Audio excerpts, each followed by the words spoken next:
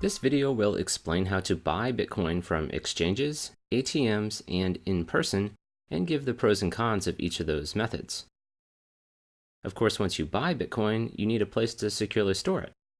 I'll also demonstrate using a web wallet, hardware wallet, and finally a paper wallet for cold storage. In general, different wallets provide a trade-off between convenience and security. Just like you wouldn't carry your life savings in your pocket, it's a good idea to keep a small amount in a convenient wallet and larger sums in more secure storage. This demo is an excerpt from a larger 3.5-hour course on Bitcoin and blockchain projects like Ethereum, which is linked below. While it is a paywalled site, you can watch 95% of it for free with Pluralsight's free trial. The easiest way to get Bitcoin is to buy some at an exchange. I'll demonstrate this on Coinbase.com, an exchange where US and European customers can fund accounts via wire transfer or even credit cards. When you first sign up, you'll need to provide some identification and bank information that can vary depending on how much you want to buy and where you're located. After that, you simply go to the Buy-Sell page, enter the amount, and click the Buy button. If you've linked a credit card, small amounts will become available instantly.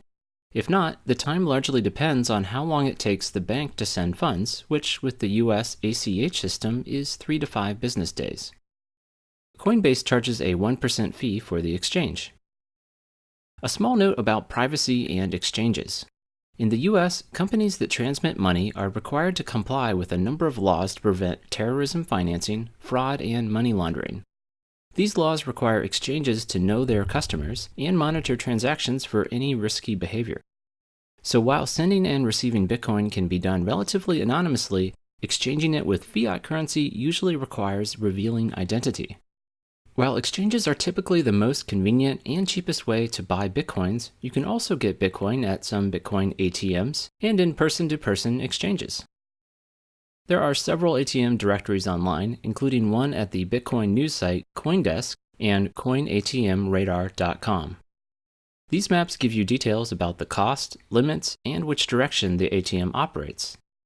Unlike regular ATMs, most Bitcoin ATMs only work in one direction, cash in, Bitcoin out, and not the other way. One good way to find others willing to buy and sell is through Bitcoin meetups. There's also an eBay-like site called localbitcoins.com that helps buyers and sellers find each other, complete with a reputation system. It also facilitates online trades by operating an escrow service that holds funds until a transfer is verified. Note that many ATM and in-person trades will cost much more than exchanges. A 10% fee or higher is not uncommon. Also, many traders on local Bitcoins have minimums in the hundreds of dollars. If you decide to purchase Bitcoins locally or at an ATM, how do you receive them and hold them? Bitcoins are held in what is called a wallet. For example, I used a wallet app called Airbitz at the beginning of this course to send Bitcoins to purchase the video. Wallets generally facilitate sending and receiving money, as well as listing your balance and transactions. I'll demonstrate receiving money on the Mycelium wallet. You simply tap the Receive button and are presented with a QR code.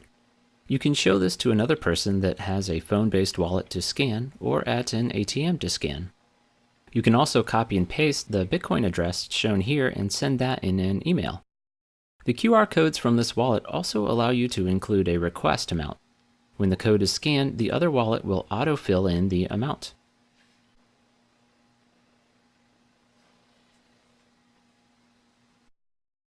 Wallets don't just come in the form of smartphone apps. There are also online web page-based wallets, such as blockchain.info. Online wallets contain many of the same features, including a transaction log and forms to send and receive money. When choosing a wallet, a great resource is bitcoin.org, which lists many along with pros and cons. Many have differences in terms of features and security. A new feature on some is multi-signatures, which, for example, would allow officers in an organization to spend money only if 2 of 3 authorize it. Some wallets provide increased privacy through Tor connections and by creating new addresses for every transaction. On the security side, the most secure are full nodes, which are actually what the bookkeepers run and check every transaction in the entire world independently. Mobile wallets don't have the resources to do this and often connect to a sampling of bookkeepers or trusted third parties. One of the most important considerations is where the private keys are held. In Bitcoin, the private keys are what ultimately control funds.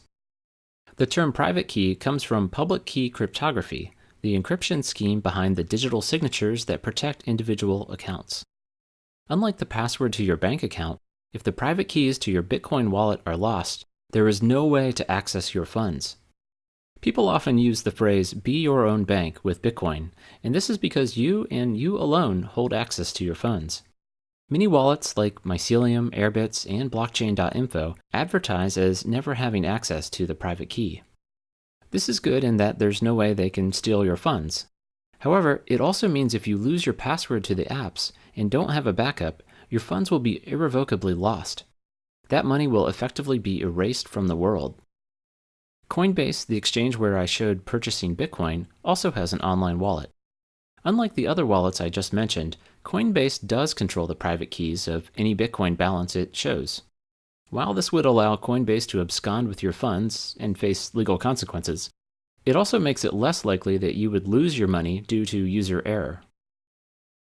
At its most basic level, a wallet is simply a private key or collection of private keys.